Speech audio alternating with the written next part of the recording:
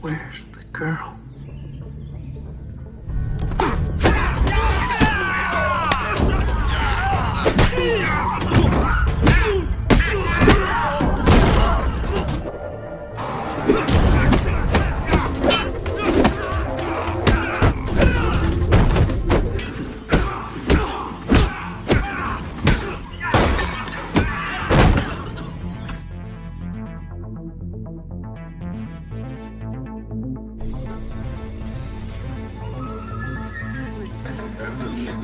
Film diawali, membawa kita ke sebuah hutan, yang terletak di negara Afrika.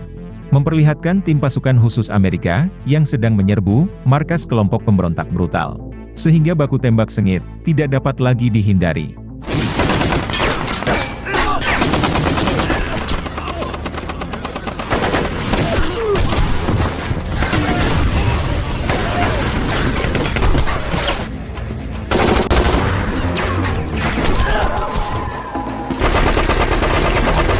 Namun satu persatu anggota pemberontak, berhasil mereka ratakan. Seorang anggota terbaik dari tim pasukan khusus, yang diketahui bernama Tony, sempat berduel dengan dua orang anggota, dari pasukan musuh yang masih tersisa.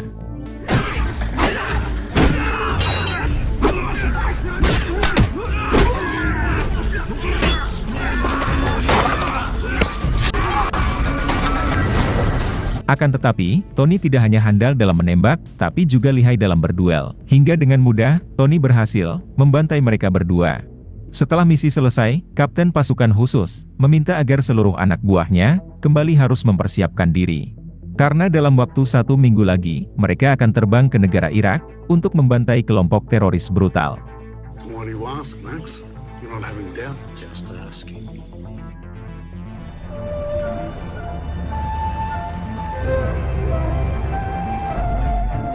Singkat cerita, mereka sudah berada di Irak, dan bersiap akan melakukan penyerangan.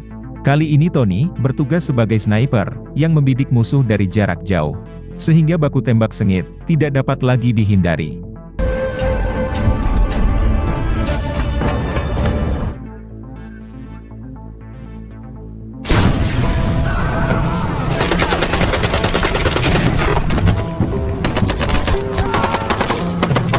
Alhasil, sebagian besar anggota teroris, tewas mereka bantai.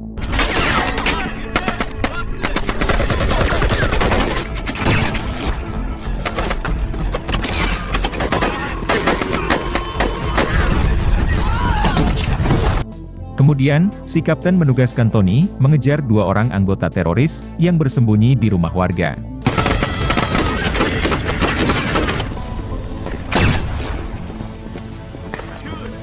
Setibanya di rumah warga tersebut, Tony baru menyadari, sudah ada puluhan anggota teroris, yang bersembunyi di sana.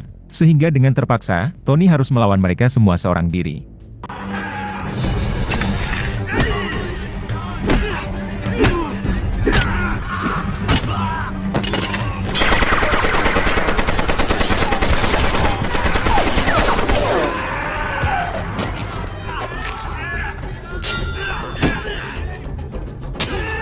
Namun Tony yang seorang pasukan khusus terlatih, berhasil membantai mereka satu persatu.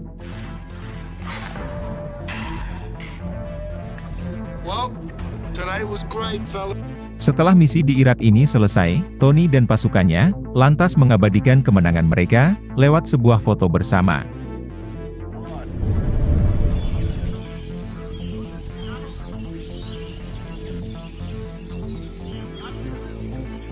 Sebulan kemudian, pasukan Tony kembali mendapat tugas sulit, yaitu membantai geng kartel Kolombia, yang bermarkas di tengah hutan terpencil. Sampai pada akhirnya, baku tembak kembali meledak.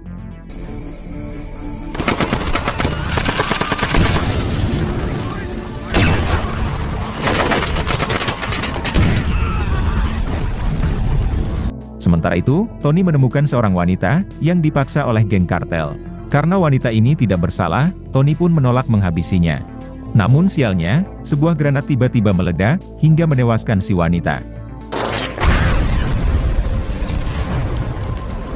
Tony yang selamat dari ledakan, melihat seorang rekannya, tengah memburu seorang wanita pekerja. Tony pun berlari sekuat tenaga, untuk menyelamatkan si wanita itu. Karena Tony tahu, si wanita ini tidak bersalah, dan hanya dipaksa oleh geng kartel. Si Rekan berusaha memperkaos si wanita, tapi Tony datang tepat waktu menyelamatkannya. Si Rekan yang kesal, malah langsung menghabisi Tony.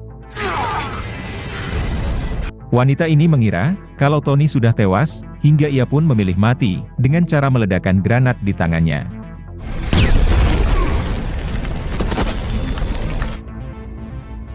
Semua anggota geng kartel, telah berhasil mereka ratakan. Saat hendak pergi, si kapten bertanya kepada anak buahnya, di mana keberadaan Tony sekarang.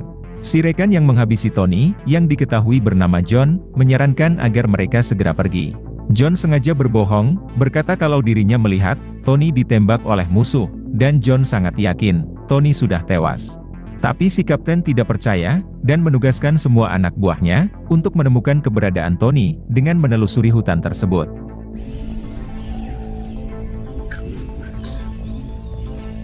Setelah sekian lama mencari, si kapten akhirnya menemukan senjata milik Tony. Akhirnya si kapten yakin, Tony mungkin sudah tewas. Karena kalau Tony masih hidup, ia pasti sudah menemui si kapten. Sampai pada akhirnya, si kapten mengajak seluruh anak buahnya, untuk meninggalkan hutan ini, karena misi sudah selesai.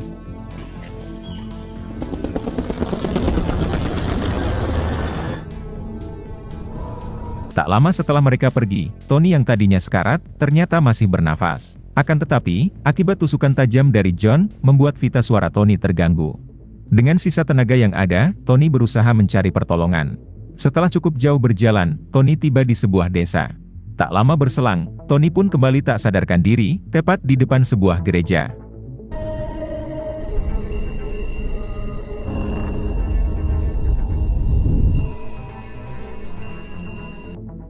Seminggu kemudian, Tony akhirnya sadar. Ternyata selama ini, Tony ditolong oleh seorang pendeta, yang diketahui bernama Ramon. Ramon mengatakan, untuk sementara waktu, Tony tidak bisa berbicara, akibat luka sayat di lehernya. Ramon meminta Tony, untuk menetap sementara waktu di gereja ini, sampai keadaannya benar-benar pulih. Setelah itu, Ramon mengajak Tony, mengitari wilayah gereja ini, untuk mencari udara segar. Without offering anything in return. Also a practical one. Saat sedang makan malam, Ramon mencoba bertanya, nama serta latar belakang Tony, dan apa yang sebenarnya terjadi. Tony yang belum bisa berbicara, lantas menuliskan namanya. You need to eat. Can you write your name? God be with you, brother man. Sementara itu, untuk apa yang sebenarnya terjadi, dan siapa Tony sebenarnya, ia masih belum siap bercerita. Dan Ramon pun memakluminya, mengingat, Tony baru saja pulih dari komanya.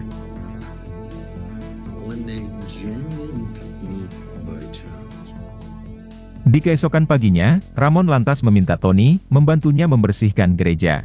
Karena sebentar lagi, para jemaat akan beribadah di sini. Saat membersihkan ruang altar, Tony secara tidak sengaja, menemukan sebuah senjata laras panjang.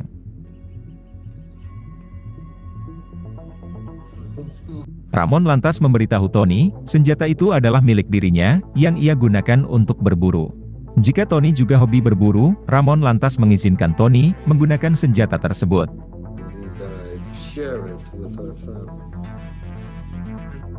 Tony yang belum ada kegiatan, memilih untuk beribadah, sekaligus membantu si pendeta. Your enemy, Matthew, the first shot will come down from the hill. Di siang harinya, kita diperkenalkan dengan Jimmy, keponakan Ramon yang juga seorang pendeta. Jimmy memberitahu sang paman, kalau dirinya sangat yakin, Tony adalah orang yang berbahaya. Terlihat dari luka sayat di leher, serta raut wajah beringas Tony. Namun Ramon tidak peduli, terkait latar belakang Tony. Karena Ramon menganggap, Tony tetap adalah umat Tuhan, yang membutuhkan pertolongannya. Perhaps you're right. Singkat cerita, 1 bulan telah berlalu. Tony akhirnya mendapat hidayah, dan memilih untuk bertobat, dan meninggalkan dunia kemiliterannya. Bahkan, tekad Tony sudah bulat, untuk menjadi seorang pendeta, sama seperti Ramon. Tony berharap, dengan mengabdi kepada Tuhan, dapat menghapus dosa-dosanya di masa lalu. Tentu Ramon sangat senang mendengarnya, dan menyambut baik keputusan Ramon, untuk berhijrah di jalan Tuhan.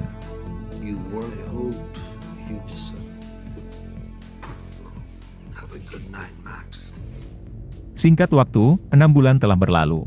Tony pun perlahan-lahan, sudah bisa berbicara lagi. Pada hari itu, seorang wanita berlari ke gereja dengan raut wajah ketakutan. Melihat itu, Jimmy langsung membawa si wanita bersembunyi di ruang aman. Tak lama berselang, datanglah 2 orang anggota kartel yang mencari wanita tersebut. Mereka bertanya kepada Tony dengan cara kasar dan sangat kurang ajar. Tony yang sudah bertobat berusaha bersikap tenang, meladeni tingkah kurang ajar mereka. Tony sedikit heran, kenapa masih ada geng kartel yang bermarkas di desa ini. Padahal beberapa bulan yang lalu, seluruh anggota geng kartel sudah Tony bantai bersama tim pasukan khususnya. Mereka berdua akhirnya memilih pergi, karena yakin kalau si wanita tadi tidak bersembunyi di gereja ini. Where's the girl? You snitch. I'm hungry. So Di keesokan paginya, si wanita yang kemarin, yang diketahui bernama Sarah, ikut beribadah bersama para jemaat. Sarah mengatakan, geng kartel memaksa dirinya, dan para penduduk desa yang lain, bekerja di markas barang haram mereka. Sarah yang sudah tidak tahan lagi, memutuskan untuk melarikan diri.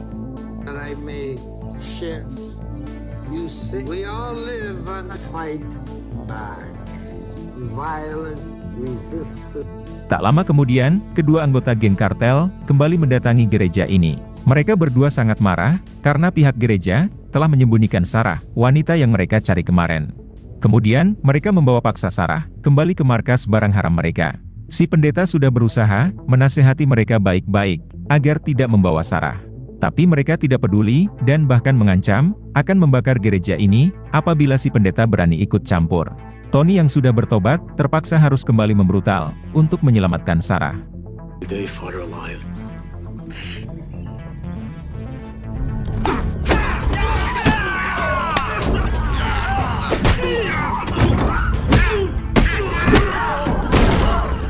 Sampai pada akhirnya, kedua geng kartel ini babak belur, dan bergegas melarikan diri. Melihat skill bertarung Tony yang mengagumkan, Sarah dan para jemaat meminta agar Tony mengajari mereka bela diri. Agar mereka bisa melakukan perlawanan, apabila geng kartel memaksa mereka bekerja di markas barang haram. Akan tetapi, Tony menolak secara baik-baik. Di sore harinya, si pendeta menyarankan agar Tony sebaiknya melatih Sarah dan para jemaat cara untuk membela diri. Karena hanya dengan begitu, mereka akan memiliki sedikit keberanian untuk melawan geng kartel. Si pendeta mengatakan, kekerasan itu memang tidak baik, namun tidak ada salahnya jika digunakan untuk membela diri.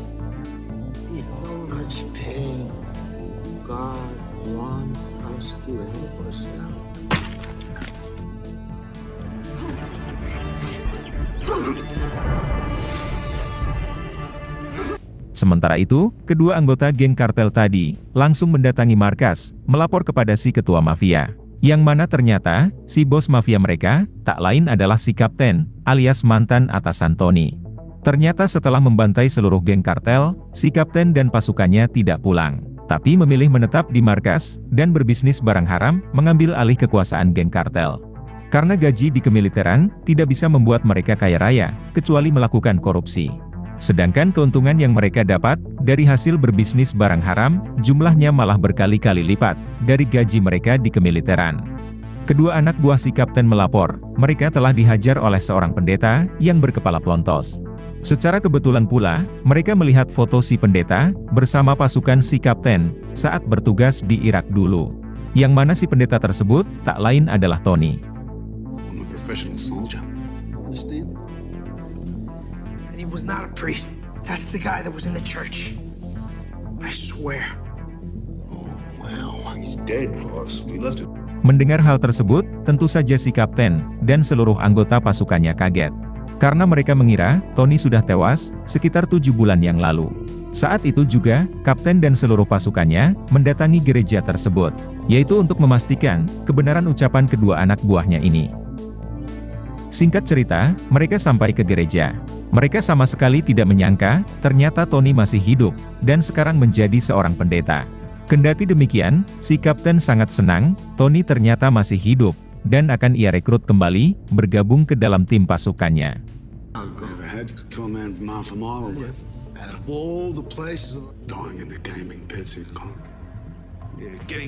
Tapi bukan untuk menjadi pasukan khusus lagi, melainkan sebagai anggota geng kartel. Tony yang memang sudah bertobat, tentu menolak ajakan dari si kapten.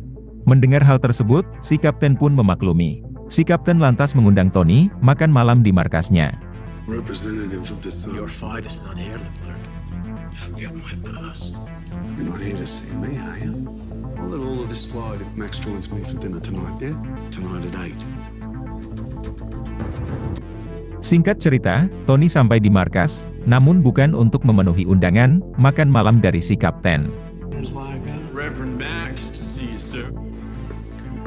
We invite you. Tetapi memohon kepada si kapten agar tidak mengganggu si pendeta dan juga Jimmy keponakannya. Tony juga memohon agar mereka tidak mengganggu Sarah lagi, termasuk mengganggu para jemaat lainnya. Si kapten pun setuju, namun dengan satu syarat, Tony harus bergabung dengan geng kartelnya. Tony yang sudah bertobat, tetap bersikeras menolak, bergabung ke dalam geng kartel si kapten, dan langsung pergi dari markas tersebut. Sorry I hurt you, man. Not a problem. Respect is everything. You know that better than anyone. You either join the team. This is not who I am anymore. I'm gonna fight you guys. Promise me you won't hurt them when I'm gone. Di malam harinya, Tony bersiap-siap akan meninggalkan gereja ini. Karena selama Tony ada di sini, pasukan si kapten akan terus membuat onar di gereja ini. Dan benar saja, belum sempat pergi dari sana, pasukan si kapten pun datang dan langsung menyiksa Tony. Bahkan, mereka juga tega menyalip Tony. Promised. Yeah, I know.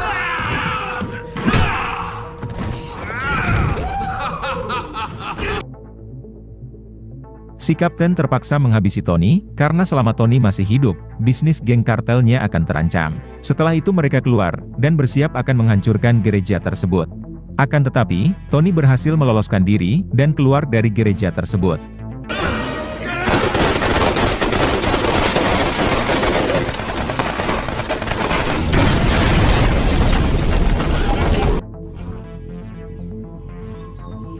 Saat tersadar, Tony sudah berada di hutan, diselamatkan oleh Ramon dan Jimmy. Ramon langsung memberitahu Tony, kalau Sarah dan para jemaatnya, termasuk anak Ramon sendiri, telah diculik oleh pasukan si kapten. Mereka dipaksa bekerja di markas barang haram si kapten. Ramon memohon kepada Tony, agar menyelamatkan seluruh jemaatnya, termasuk anak Ramon sendiri.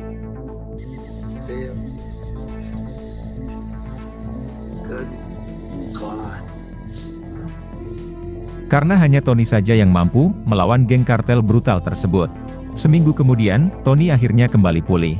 Tony sudah bertekad akan membantai si kapten dan pasukannya demi menyelamatkan para sanda.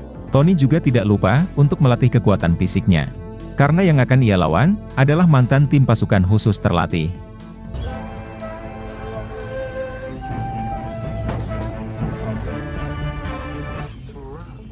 Saat Tony dan Jimmy sedang berlatih di tengah hutan, dua orang anak buah kapten datang, dan langsung membantai pendeta Ramon.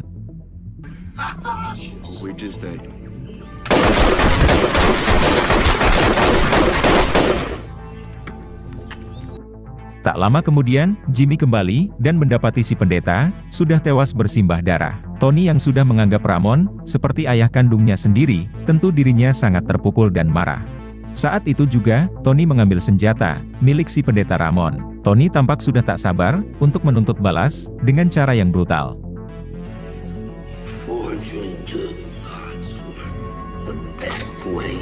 Setibanya di desa, Tony pun kembali membrutal, membantai sebagian anak buah Ramon.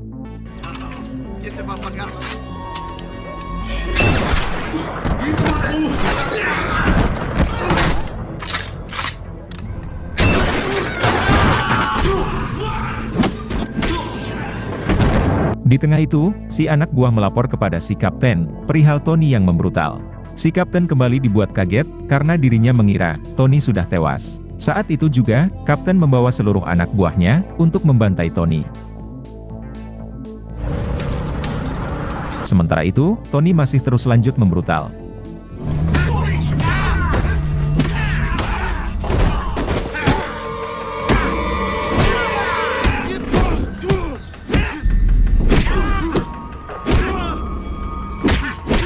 Tak lama kemudian, si kapten dan pasukannya datang, tapi Tony sudah lebih dulu melarikan diri. They say anything? They came Si kapten yang murka, lantas menugaskan seluruh anak buahnya untuk terus memburu Tony dan dibawa ke hadapannya hidup-hidup. Sedangkan si kapten sendiri akan kembali ke markas. Berpindah ke Tony yang sengaja menyerahkan diri agar dibawa ke markas si kapten. I like to surrender. Namun saat sudah sampai di depan markas, Tony pun langsung membrutal di mobil tersebut.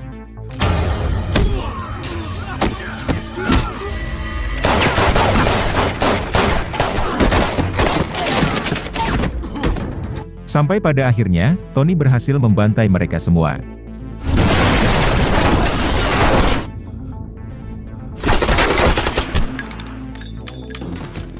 Sekarang yang tersisa, hanya tinggal si kapten dan 2 orang anak buahnya.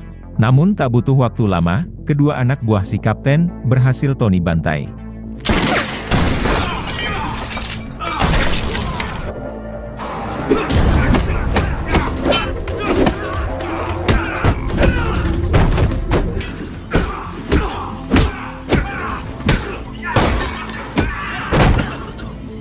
Tak lama kemudian, Tony juga berhasil membantai si kapten.